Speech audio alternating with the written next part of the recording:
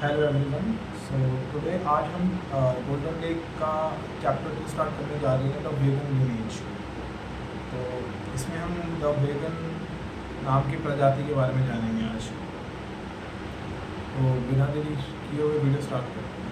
अभी तक जो हमने फर्स्ट चैप्टर पढ़ा था द लायरन पार्ट टू अवेकनिंग, इसमें लायरन्स के बारे में बताया गया था, जो कि काफ़ी ज़्यादा मैस्कुलाइन फोकस थे। मैस्कुलाइन की ओर ज़्यादा उनका जुड़ाव था। और तो ये अलग प्रजाति है। तो उसमें भी लायरन्स में ये था कि जो लायरन्स काफ़ी ज़्यादा मैस्कुलाइन वगैरह और मैस्कुलाइनिटी और फोकस डिसिप्लिन पर बहुत बिलीव करते थे। विल पावर उनकी काफ़ी स्ट्रॉन्ग थी। उसमें से काफ़ी ज़्यादा ग्रुप लायरन्स का ये भी था जो कि अलग था, जिनको अपना एक अलग पाथ बनाना था। तो अब उसके आगे हम एक और प्रजाति करते हैं जो कि वेगास है, द वेगास। ठीक है। तो अब ये क्या चीज़ें करके गए हैं, जैसे कि वैगन्स जो थे, वैगन जैसे कि लायरन्स अपना सबसे ज़्यादा एक्सप्रेस करते थे मैस्कुलाइन एनर्जी अपने एरा के अंदर। ठीक है। तो जो वैगन लीनियज थी वो ज़्यादा फेमिनाइन एनर्जी की ओर फोकस थी। ठीक है। They wanted more spiritual and inwardly focused existence. उनको ज़्यादा स्पिरिचुअल एग्जिस्टेंस के लिए जीना था, जिसमें हमारा मेडिटेशन वगैरह आता है या स्पिरिचुअल प्रैक्टिसेस आती हैं। तो इसमें ये लिखा है, at first these are the early vegans that attempted to explore more of feminine expression of what they believe was focus on the spirituality. वही की जो वेगन्स थे, वैगा जो थे, वो फेमिनाइन की ओर ज़्यादा उनका मतलब झुकाव था। तो जैसे कि इसमें वो ज़्यादा फोकस करते थे स्पिरिचुअलिटी की ओर। They developed a number of spiritual practice including meditation because they wanted to go back to the home, to the lake, so to speak. वो इतना ज़्यादा मतलब मेडिटेशन की ओर झुकाव थे क्योंकि उनको वापस जाना था गोल्डन लेक की ओर। But something very interesting happen that become the detour of their road after generation sought to connect with the feminine energy. पर उनके साथ काफ़ी कुछ एक इंटरेस्टिंग हुआ जब वो उस पाथ पर चल रहे थे। तो उनके लिए बहुत एक जनरेशन उनकी जो थी, उन्होंने कनेक्ट किया फेमिनाइन एनर्जी को। They started to split internally, split करने लगे internally, splitting the mind and the heart or the masculine and the feminine instead of balanced expression of duality of the universe. मतलब उन्होंने से split करना शुरू किया heart को और माइंड को भी, इंस्टेड ऑफ फेमिनाइन और बैलेंस एक्सप्रेशन की लोग करते थे ना, जो लायरन यूज करते थे, उसकी जगह पर उन्होंने दूसरी वे इस्तेमाल की। They focused on the mind, deluding themselves into thinking it was a true spiritual path. ठीक है। मतलब ये था कि भाई ये लोग फोकस करते थे कि भैया सब कुछ परफेक्ट है। They believe perfection of the mind and eradication of emotion to bring in them to spiritual perfection. मतलब ये कि भाई माइंड से परफेक्ट हो जाओ और इरेडिकेट कर दो सारे के सारे इमोशंस को, तो इन्हें स्पिरिचुअल परफेक्शन मिल जाएगी। इनका मानना ये था।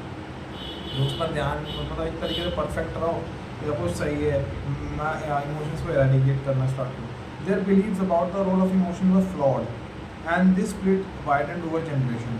और उनका जो ये बिलीफ सिस्टम था ना इमोशन के प्रति, वो बहुत ज़्यादा फ्लॉ था और ये बहुत आगे तक उनकी जनरेशन में है। ठीक है। When we talk about emotions, we include the capacity of the heart to love. If you push down negative emotion, you also push down the heart capacity to love. बड़ा ये था कि जब हम इमोशंस की बात करते हैं तो हम यहाँ पे हार्ट की बात करते हैं। जब हम नेगेटिव इमोशन को पुश डाउन करते हैं तो हम अपनी लविंग कैपेसिटी को भी जताने की कैपेसिटी को भी कम करते हैं। This is what happened with the vegans. They became extremely mentally focused and emotionally dry. ये मतलब बहुत ज़्यादा मेंटली फोकस्ड तो थे पर बहुत ज़्यादा इमोशनली डल थे। The icon you know as Mr Spock from Star Trek is a perfect example of vegan consciousness. अब यहाँ पर एक मतलब स्टार ट्रेक एक सीरीज़ है, उसमें एक कैरेक्टर है मिस्टर स्पॉक। अब किसने स्टार ट्रेक देखा है? मैंने ऐसे स्टार ट्रेक नहीं देखा है तो मुझे इस कैरेक्टर का नहीं पता। अगर किसने देखा तो प्लीज़ मुझे कमेंट सेक्शन में बताइएगा। Okay. They channel all the position and excitement natural to biological beings to the mental body. वो अपना सारा का सारा जो मतलब जो पैशन और एक्साइटमेंट थी ना, वो सारा का सारा बायोलॉजी जितना भी था वो अपनी मेंटल बॉडी में मतलब चैनल करते थे From this is the condition that the zeta beings, whom we address shortly, established their foundation. मतलब इसमें फिर इन्होंने एक ऐसे बताया zeta beings करके कॉलेज को आगे वर्णन करेंगे, उनका फाउंडेशन हुआ. The upside down of the vegans develop an innate ability to connect with natural spirituality. मतलब अपसाइड साइड का जो वैगन की जो साइड थी, बेसिकली उन्होंने एक ऐसी एबिलिटी बना ली जिससे वो स्पिरिचुअलिटी से कनेक्ट कर पाते थे. ठीक है, तो ये कुछ अलग थी प्रजाति. Similar to Japanese Shintoism and other indigenous spiritual orientation that revere nature. Throughout the galactic family, there is a spiritual system we call vegan mysticism that has influences nearly every group in the galactic family, including Earth. तो अब यहाँ जो शब्द आ रहे हैं थोड़े से note down कर रहे हैं. अब देखो यहाँ से चीज़ें थोड़ी कॉम्प्लिकेटेड होंगी, तो बहुत से टेक्निकल शब्द आ रहे हैं. अब शिनोटिज्म क्या है? Shintoism is just one of the earth spiritual system influenced by the Vegan mysticism. तो शिनोटिज्म एक तरीके का अर्थ का स्पिरिचुअल सिस्टम है जो कि इन्फ्लुएंस किससे हुआ है? वेगन के मिस्टिज्म से इन्फ्लुएंस हुआ है. Vegans has a tremendous capacity for spiritual connection, but they began to create a split between heart and mind and the downside really itself. मतलब क्या हुआ यार, उन पे कैपेसिटी तो बहुत थी स्पिरिचुअल कनेक्शन की, बट वो उससे क्या, but they begin to create split between mind and heart. पर ये कि वो जो मन का जो माइंड कह रहा है, जो दिमाग कह रहा है, और हार्ट जो कह रहा है, उसके बीच स्प्लिट क्रिएट करते थे. The downside revealed itself. This split spread through many other galactic civilization all the way to Earth. अब इसका एक डाउनसाइड उनको रिवील हुआ, जिसका स्प्लिट का असर बहुत ही गैलेक्टिक सिविलाइजेशंस को पड़ा अर्थ पे. तो अब इसमें आगे बता रखा है, you might ask what happened. तुम जरूर पूछोगे कि ये क्यों हुआ. There are two aspects of that question we wish to answer. There is a little why and a big why. ठीक है, इसका इन्होंने द लिटिल वाई का नाम इन्होंने माइक्रोनिज्म दिया है, और जो बिग वाई है तो वो मैक्रोनिज्म दिया. हाँ, इन्होंने कुछ अपने टेक्निकल टर्म्स यूज़ किए इसको समझने के लिए, तो मैं इसको सिंपली अपने भाषा में समझाऊंगा, ये ज़्यादा टेक्निकल हो जाएगा तो समझने के लिए, आपके लिए भी और हमारे लिए. द मैक्रोनिज्म मतलब जो बिग वाई, जो बड़ा सा क्यों है. ठीक है, answer has to do with the golden lake and its original intention to separate experience separation. जो बड़ा वाला वाई है उसका काम है भैया, उसका आंसर था गोल्डन लेक के साथ, जो कि मतलब एक तरीके से सेपरेशन एक्सपीरियंस कराना चाहता है.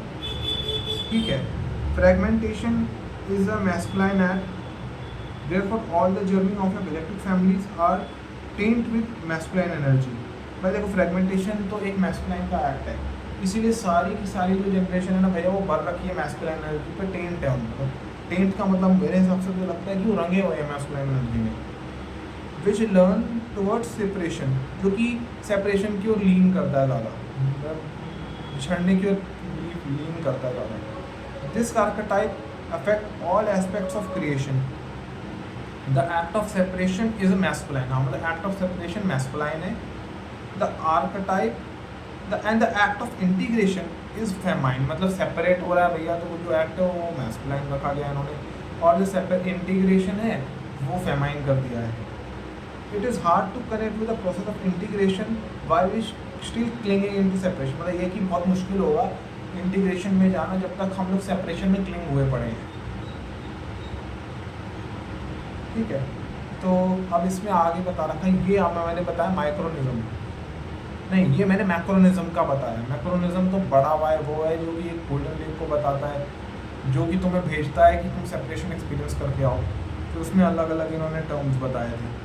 अब माइक्रोनिज्म को समझाता हूँ थोड़ा इजीली. इसमें छोटा क्यों, इसको ये समझ सकते हो, छोटा क्यों. द लिटिल वे और the माइक्रोनिज्म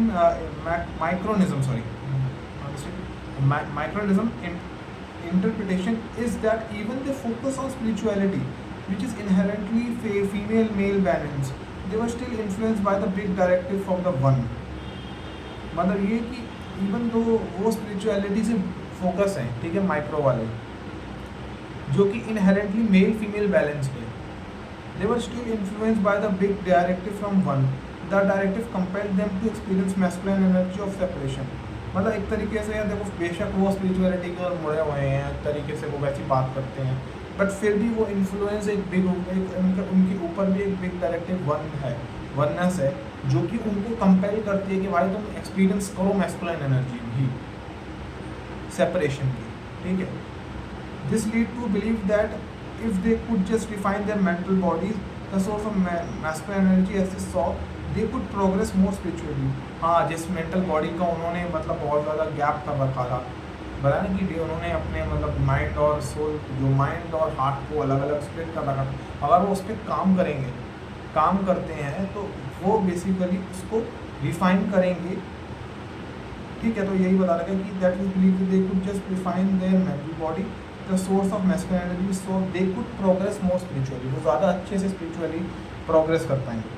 the irony is that they still display the Lyran character but in their inner self rather than in the society।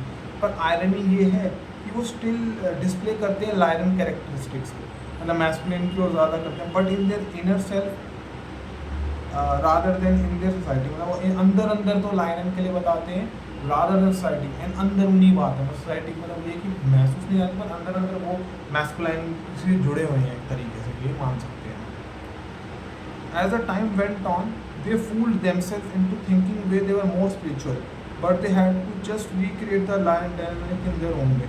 एक तरीके से अंत में उन्होंने अपने आप का मूर्ख बनाया, एक तरह से अपने आप को उल्लू बनाया कि भैया हम तो बड़े स्पिरिचुअल हैं, पर एक तरीके से वो एक तरह के लायरन ही बन गए, उन्होंने एक तरह का रिक्रिएशन लायरन को ही कर दिया अपने तरीके से। ओके, तो आज की वीडियो में सिर्फ इतना ही। होप करता हूँ आपको ये नया चैप्टर द वेगन यूनिवर्स समझ आया। अगर नहीं समझ आते पर वीडियो को दोबारा से आप देख सकते हैं। कुछ भी डाउट्स वगैरह हो please tell me in the comment section, और कैसा लगा प्लीज़ चैनल को लाइक शेयर एंड सब्सक्राइब कीजिए कि ये जो विजडम है गोल्डन लेक का है और भी लोगों तक पहुँचे। Thanks for watching, thank you.